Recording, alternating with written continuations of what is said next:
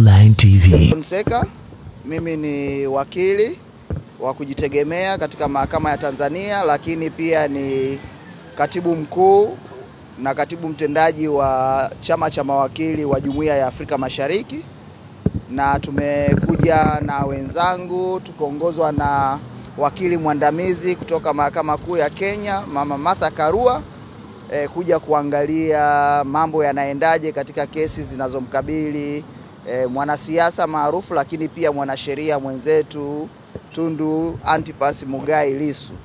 Leo alikuwa na kesi mbili, alikuwa na kesi ya uchochezi katika mitandao, lakini pia alikuwa na kesi ya uhaini.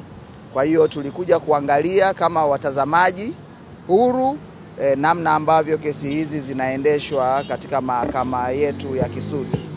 Kwa hiyo sisi kutoka chama cha wanasheria wa Afrika Mashariki kama wadau muhimu wa haki, lakini kwa kuwa Lissu pia ni mwanachama wetu, tuliona ipo haja ya kuja kuangalia mwenendo huu na kuona ni namna gani na sisi tunaweza tukasaidia kwa namna moja au nyingine kuhakikisha kwamba haki inatendeka, lakini wananchi wanajua nini pia kinachoendelea kutoka katika Jumuiya ya Afrika Mashariki, na kuangalia ni namna gani tunaweza tukasaidiana kuhakikisha kwamba haki na ustawi wa jumuiya nzima ya Afrika Mashariki, mawakili na wasio mawakili, wanaweza kufuatilia. Kwa hiyo hayo ni machache, tutaongea zaidi baadaye baada ya kesi kumalizika, kwa sababu sasa hivi kesi bado inaendelea ya uhaini, lakini tutatoa maelezo zaidi baadaye. Lakini najua kabisa Martha Karua kama wakili mwandamizi, lakini mtu mashuhuri katika Jumuiya ya Afrika Mashariki, anayo mengi ambayo anaweza akayasema yeye kama mgeni wetu ili tuweze kupata mazuri kutoka kwake. Na kama ambavyo mnajua, kwa siku za karibuni Martha Karua amekuwa ni mtetezi wa haki za binadamu, amekuwa akifanya hivyo kwenye Jumuiya ya Afrika Mashariki, na amehudhuria mambo hayo kwenye kesi inayomkabili Dr. Kizza Besigye kule Uganda, na kwenye kesi ya wakili Aaron Kizza Uganda. Kwa hiyo ana mengi ambayo anayakuwa ameyaona kutokana na namna ambavyo anahudhuria hizi kesi mbalimbali, na ana mengi ambayo anaweza kutuambia, kutusaidia kupata mwelekeo wa nini kinaendelea. Karibu Martha. Asanti.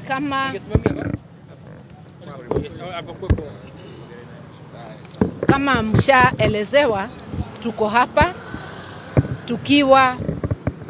nikiwa na kofia mbili ya mwanasheria na pia mwanasiasa. Mimi ni mwanasiasa na kiongozi wa chama ya PLP, People's Liberation Party kule Kenya.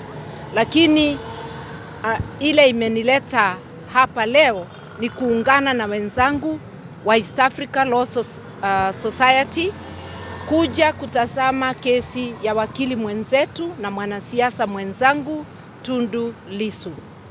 Pia tuko na wengine hawako hapa.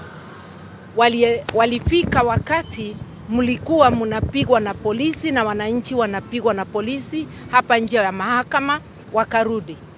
Tulikuwa na watu kutoka Amnesty, tulikuwa na mwakilishi wa Law Society ya Kenya, na wengine wengi ambao sitaweza kutaja sababu sasa ndio tunaenda kujiunga nao tuwaone wote.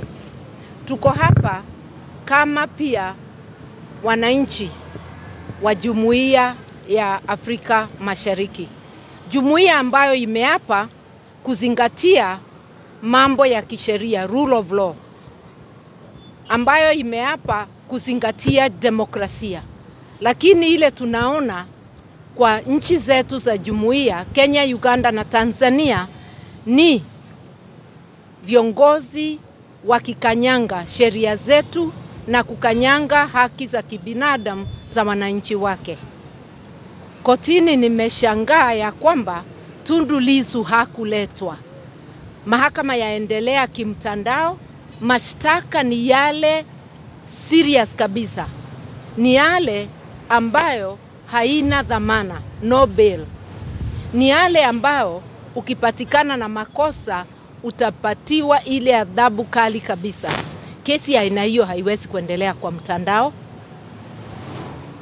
Lakini na ndivyo mawakili wa Tundu Lissu wamepinga vikali, na Tundu Lissu mwenyewe amekataa kuhudhuria kesi kwa mtandao. Sasa tunangojea koti ikate hiyo kesi kusema kama tutaendelea kwa mtandao au physical hearing. Mimi nataka kuwa viongozi wetu wa Afrika Mashariki, inaonekana muungano wa jumuiya si wa kusaidia wananchi, munajisaidia kudhulumu haki za kibinadamu za wananchi. Tunawapatia notisi.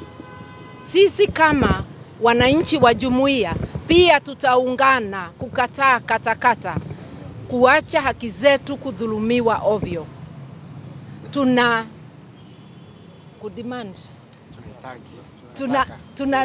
Tunadai ya kwamba nchi zetu zote zizingatie mfumo wa kisheria, zisimamie haki zetu za kibinadamu, na sababu tunajua Tanzania iko na uchaguzi mwezi wa 10. Inaonekana serikali ya CCM inataka kutaabisha Tundu Lissu ambaye ndiye anaongoza ile chama kubwa zaidi hapa Tanzania, ndivyo waondoe upinzani na waweze kuvuka bila kupingwa. Hiyo sio demokrasia. Kama wako na uhakika wananchi wa Tanzania wamesimama na wao, Tume la Uchaguzi la Tanzania iondoe hiyo kusema imeondoa Chadema kwa dhamana ya vile vyama vitahudhuria uchaguzi.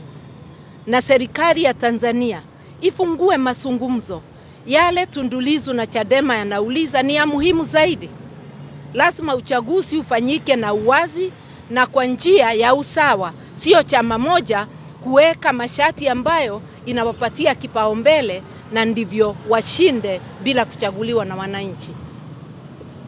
Sisi tunaheshimu wale wako kwa madaraka, lakini pia waheshimu wananchi. Nimesoma nikiwa hapo kotini katiba ya Tanzania. Inasema kama katiba ya Kenya na ya Uganda ya kwamba ushukani, sovereignty belongs to the people. Kila mtu amekalia kiti kubwa ajue amekalia hapo kwa sababu mwananchi amempatia hizo nguvu na mwananchi anaweza kuziondoa. KM Online TV.